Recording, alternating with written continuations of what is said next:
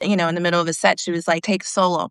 And I was like, yeah, what? Take solo? That means improvise, right? Which I hadn't done anything like that. Not for real.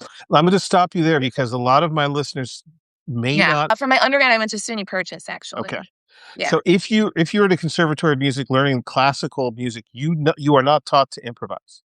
That is not something that you are taught. The only place that musicians learn to improvise in an academic environment are jazz schools like Berkeley. Now, a lot of people don't understand that, but it's true. Yes. Yeah. Thanks for clarifying. Right. It's not part of the curriculum at all. You really have to go out of your way or just do it in your own practice. So I was in that. I kind of had a little bit of a panic, but then, it was fine. And I just remembered that, I know music and I know all the how it works and and it's fine. And how to play the flute.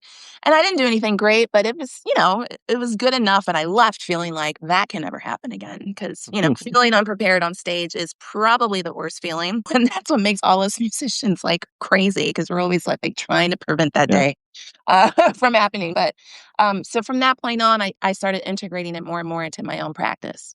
And that led to just like coming up with ideas on the spot. And then I started writing them down.